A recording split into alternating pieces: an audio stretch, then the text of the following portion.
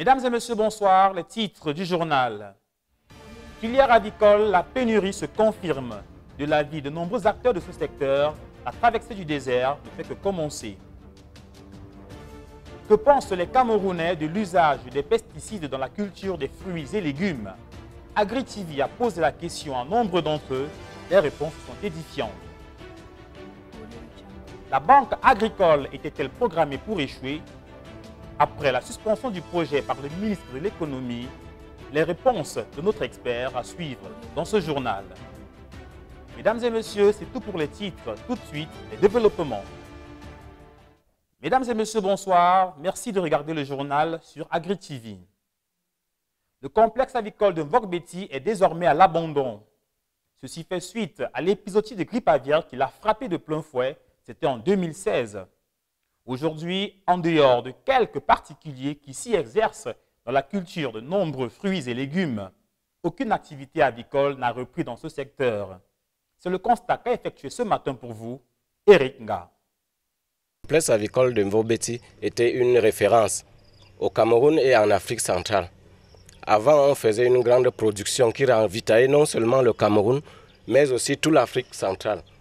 Sauf que là, c'était avant ce triste mois de mai 2016, où l'apparition du virus H5N1 a obligé les pouvoirs publics à procéder à la mise à mort des dizaines de milliers de poulets et poussins. Même les œufs n'ont pas été épargnés, le matériel aussi. Tout a été jeté et brûlé dans des fosses à cette occasion. Ces mots de terre sont les témoins de la tragédie qui s'est jouée ici, au complexe avicole de Mvogbeti.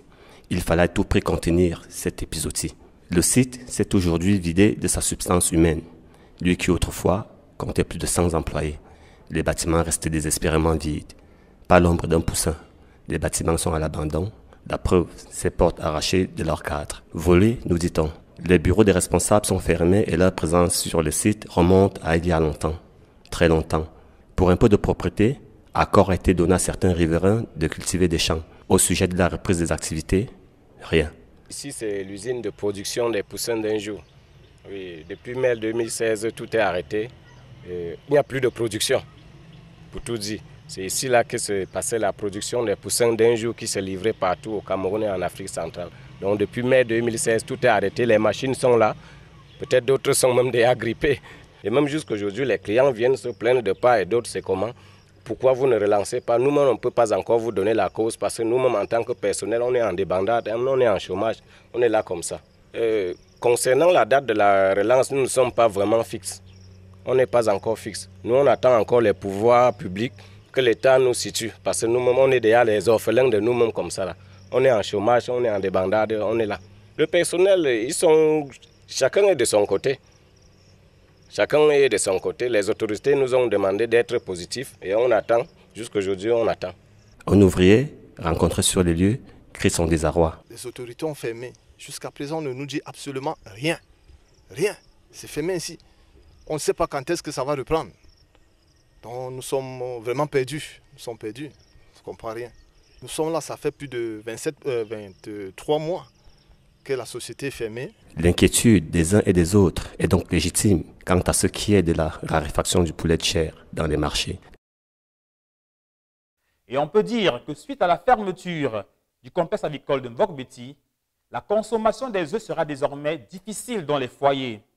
En effet, dû à l'absence de poules, qui justement sont les producteurs de ces œufs, les stocks tendent à s'amenuiser et également le prix de la denrée augmente sur les marchés. De retour de chez le plus grand producteur de la ville de Yaoundé ce matin, voici le constat qu'a effectué pour vous William Bangonier. Difficile de se passer de ce produit qui fait vivre bien de personnes dans notre société. L'œuf fait vivre des commerçants de bord de rue. Il fait également vivre les consommateurs qui, tant au petit déjeuner qu'au déjeuner, en font l'élément de base de leur repas. Tout ceci pourrait se retrouver en difficulté. En effet, la situation relative à l'actualité autour du poulet en pénurie vient rendre préjudiciable la distribution en œufs. Comme il y a une pénurie de poulets, ça se passe dans tous les domaines. Ça veut dire que les poulets pondent et les poulets qui produisent des œufs. Donc il n'y a pas de poussin d'un jour sur toute la filière. Ce qui fait que directement il y a un impact sur la production des œufs. Et du coup, il n'y a plus beaucoup d'œufs sur le marché et les prix sont montés. Les prix élevés d'œufs, la rareté de ce produit rend également difficile la production de l'activité pâtissière ainsi que celle des artisans boulangers. Dans cet entrepôt qui d'habitude rassure et satisfait la chaîne de distribution, les paniers vides, l'entrepôt très peu fourni ainsi que la présence des clients peut marquer renseigne insuffisance du caractère de cette entreprise dont l'activité est au ralenti. Avec le contexte de privation d'une grande partie de la population qui tire à sa fin, il y a matière à réfléchir. Je sais que pendant le carême, les gens se privent, ce sont les consommateurs directs, donc on ne peut pas expliquer ça. On pense aussi que quand ça va venir avec la fête de la Pâque, les gens vont encore se remettre à consommer. Ici, à 10 jours de la fin des privations liées à la période de carême, les œufs sont rares. Qu'en sera-t-il lorsque nous serons là-bas à l'heure des festins, dans l'œuf figure en bonne place? Toujours dans le secteur avicole, les grosses pertes engrangées par les producteurs suite aux nombreux épisodes qui les ont frappés, c'était en 2016, n'ont toujours pas été résorbés. De ce fait, nombreux sont ceux qui ont abandonné le secteur ou qui peinent à se relever. C'est le constat qu'a effectué pour vous Joël Effon et il vous donne plus de précisions dans ce reportage. La filière avicole semble encore retomber dans l'incertitude avec le spectre d'un nouvel effondrement de cette filière qui continue de planer dans l'air après l'épisodie de la grippe aviaire il y a peu. Une situation désastreuse qui a poussé de nombreux acteurs du secteur à l'abandonner suite à la destruction en série des grands bassins de production et de commercialisation. Cela a créé une démotivation dans le secteur. Les gens ont changé d'activité et donc on se retrouve en 2018 dans une situation où, ici dans le centre, Mvorbeti livrait en poussin d'un jour l'essentiel des fermes de la région. Ce n'est plus le cas. Et donc, il faut attendre que cela parte de Bafoussam ou de Douala, mais ça ne vient plus aussi en quantité suffisante. Et donc, j'ai demandé aux éleveurs qui sont après Colondom, dans la bande qui sépare le Fundi et la Lekié, et qui étaient très actifs dans l'élevage des poulets, ils n'ont pas de poussins au moment où je vous parle. Ils ne savent pas quand ils auront les poussins pour se lancer dans l'élevage.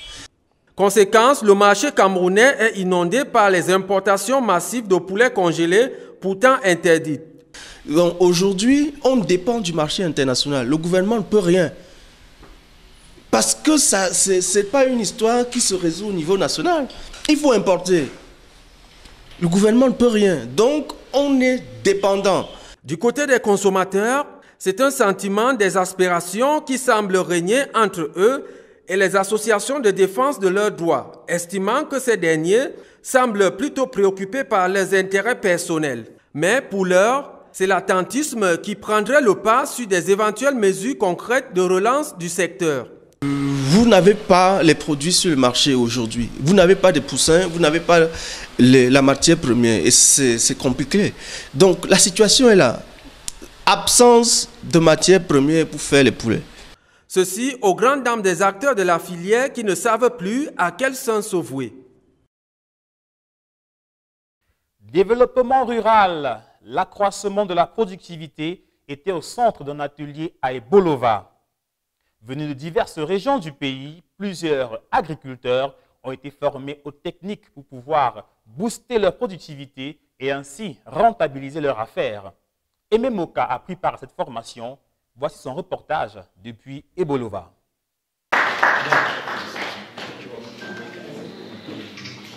La bataille de l'autosuffisance alimentaire prend des proportions sérieuses au Cameroun.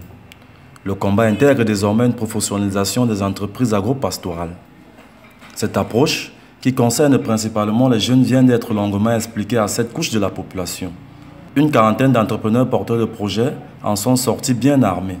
Ça va apporter des changements de mentalité dans leur entreprise, la façon avec laquelle ils vont désormais, par exemple, estimer le coût de leur entreprise, la manière avec laquelle ils vont désormais gérer leur entreprise en relation avec leur famille. Cette façon de faire va beaucoup changer. Et ce qui est surtout important pour le Bureau international du travail, c'est qu'ils vont placer l'emploi décent au cœur de leur entreprise, en faisant en sorte que dans leur entreprise, ils puissent respecter tout ce que la législation du travail prévoit. L'initiative du programme de promotion de l'entrepreneuriat agropastoral des jeunes, PEA Jeunes, vise à donner à ceux-ci les moyens d'accroître leurs revenus et surtout d'améliorer leur sécurité alimentaire à travers des entreprises rentables intégrées dans les filières agro-pastorales porteuses et offrant des opportunités d'emploi viables en milieu rural. Raison pour laquelle les filières éligibles pour cette phase sont l'ananas, le maïs, la banane plantain, le poivre, le manioc, le porc, l'agriculture moderne ou traditionnelle, l'élevage non conventionnel. Des axes susceptibles de donner satisfaction. Le programme bénéficie également d'une assistance technique apportée par des partenaires stratégiques. Le programme compte 4 principaux partenaires stratégiques. Nous avons le BIT, nous avons la coopération israélienne, nous avons DID, Développement International des Jardins, et enfin nous avons le PADMI. À cette allure, les pouvoirs publics sont sûrs de former un réseau national de jeunes entrepreneurs et de réussir une intégration effective de la notion entrepreneuriale à côté de 5040 entreprises inspirées et 21 160 emplois directs consolidés. Une matrice qui va botter la pauvreté hors du territoire national. L'usage des pesticides dans la culture des fruits et légumes est certes un moyen de rentabiliser ce domaine. Aujourd'hui, un séminaire de renforcement de capacité a eu lieu toujours à Ebolova dans le but d'outiller davantage les agriculteurs à l'usage de ces intrants. Une fois encore, voici le reportage d'Aimé Moka. Après l'évaluation de tous les appuis faits à l'endroit des agriculteurs par le ministère de l'Agriculture et du Développement rural, il est clair, selon les experts de ce même département ministériel, que l'utilisation des pesticides ne se fait pas toujours de manière efficiente. D'où la tenue ce lundi à Ebolova, 4e d'une série de 7 dans les bassins de production du cacao et du café, d'un atelier de renforcement des capacités des organisations des producteurs de la région du Sud sur l'utilisation raisonnée des pesticides et matériels de traitement en protection des vergers cacao-café.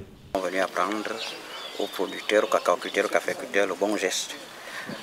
Cela veut dire pratiquement qu'on leur apprend à gérer les effluents des pesticides, on leur apprend à s'équiper en protection individuelle pour ne pas se faire empoisonner, on leur apprend à limiter les résidus dans les produits récoltés, autant de choses pour qu'à la fin, les produits destinés au marché ne subissent plus de décotes, ainsi qu'eux-mêmes qu'ils assurent pérennement leur santé. Les participants venus nombreux des 4 départements de la région se sont dit satisfaits de la formation qui intervient à point nommé dans le but d'améliorer leur production, non seulement en quantité, mais aussi en qualité. L'atelier nous permettra d'améliorer les plantations, telles que la dame nous l'a dit, de savoir quels produits utiliser, quand et comment, pour qu'on ait une bonne production et pour que lors de la commercialisation, notre produit soit qualifié. Aucun doute donc, à travers cette formation, une fois encore, le gouvernement confirme son engagement à faire de l'agriculture le moteur de son économie. Intéressons-nous à la question du jour. Que pensez-vous justement de l'usage des pesticides dans la culture des fruits et légumes? Quand on sait tous les nombreux dangers qu'on encourt en consommant des produits qui sont entrés en contact avec ces substances nocives, la question gagne tout son intérêt. AgriTV a dépêché Sidonie Meyenga, stagiaire à la rédaction centrale dans les artères de la ville de Yaoundé. Elle a interrogé certains Camerounais. Je vous propose de regarder leurs réponses. Il m'est déjà arrivé d'utiliser les pesticides. Mais à un moment donné, j'ai trouvé que, quel qu'en soit le rendement, il y a un côté pas très bien. Parce qu'avec les pesticides, les fruits qui sont issus après les pesticides, là, c'est nocif pour l'organisme. Et particulièrement, j'ai eu à perdre un de mes oncles qui travaillait avec les pesticides dans la zone de Noun, plus précisément à Fumbout. À un moment donné, il a eu des problèmes pulmonaires. Et quand on a mené les recherches, c'était parce qu'il travaillait beaucoup plus avec les pesticides. Donc, leur utilisation ne saurait être décriée qu'en cas de mauvaise utilisation parce que c'est pour la protection des végétaux, leur santé, que nous les utilisons. Bon, quant à ce qui concerne la santé humaine et la protection de l'environnement, je ne peux que vous dire que ces produits sont dangereux pour l'environnement que lorsqu'ils sont mal utilisés ou pour l'utilisateur lorsque vous n'utilisez pas un matériel de protection approprié pour vous-même et pour vos voisins. Donc leur utilisation ne peut vous garantir une sécurité que lorsque vous avez une bonne tenue de protection et lorsque vous utilisez les doses requises. Je ne suis pas pour déjà l'utilisation des pesticides parce que leurs origines sont essentiellement chimiques. On peut détruire les mauvaises herbes ou alors les parasites par d'autres moyens, pas forcément par les pesticides parce que les pesticides déjà vont nuire à la santé du consommateur final. Le financement de l'agriculture demeure un problème majeur au Cameroun. La banque agricole était perçue par certains comme le sésame qui devait apporter la solution miracle à toutes ces préoccupations. Après l'annonce de la suspension du projet il y a quelques jours par le ministre de l'économie, d'aucuns se disent plutôt que ce projet était voué à l'échec. L'élément qui va suivre vous présente leurs raisons et surtout les solutions qu'ils préconisent pour remplacer la banque agricole. Un véritable coup de tonnerre, c'est ainsi que s'est ressenti l'annonce de la suspension du projet de banque agricole. Pour de nombreux acteurs du secteur agropastoral au Cameroun, c'était pourtant la solution au problème de financement de l'agriculture. Pourtant, de l'avis de certains experts tels que le docteur Louis-Marie Cacdeux, le projet était voué à l'échec. En tant qu'expert, je vous dirais que c'était voué à l'échec. Parce que une entreprise, une banque n'est pas une affaire gouvernementale.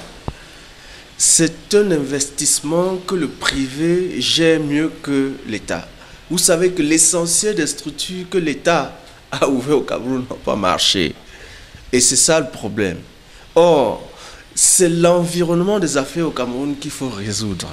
L'annonce est tombée tel un couperet le 12 mars 2017. Alamine Ousmane May, nouveau ministre de l'économie, donnait les raisons de la suspension du projet. On apprend que de par les difficultés que rencontre le pays actuellement, l'État a choisi de se focaliser sur la banque des PME, elle-même déjà en difficulté, au lieu de lancer une nouvelle banque. De l'avis du président du Forum camerounais des services et conseils agricoles, il revient certes à l'État d'apporter des solutions aux problèmes de financement, mais d'une toute autre façon. Donc l'État doit créer des conditions pour que la banque, qui est une activité par excellence privée, puisse fonctionner. Or, l'État a voulu se substituer au privé et ça, dans beaucoup de domaines, ça ne marche pas. On pourrait penser que les paysans sont démunis face à la suspension du projet de banque agricole, que non. En effet, il existe des solutions qui marchent et qu'il faudrait encourager. C'est le cas des coopératives agricoles. Les coopératives s'organisent pour le financement de leurs membres. Ça marche mieux à travers les microcrédits. Il faut renforcer cela pour faire en sorte que cette activité fonctionne de façon autonome. Ces gens-là ont une capacité d'autorégulation que l'État n'a pas. Au final, les acteurs du secteur agropastoral gagneraient à ne compter que sur eux-mêmes, du moins pour le moment. Il semble en effet qu'un appui concret de l'État ne soit pas pour tout de suite.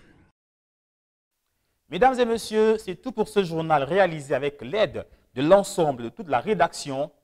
Merci de l'avoir suivi. Bonne suite des programmes sur AgriTV. Rendez-vous demain pour une nouvelle édition.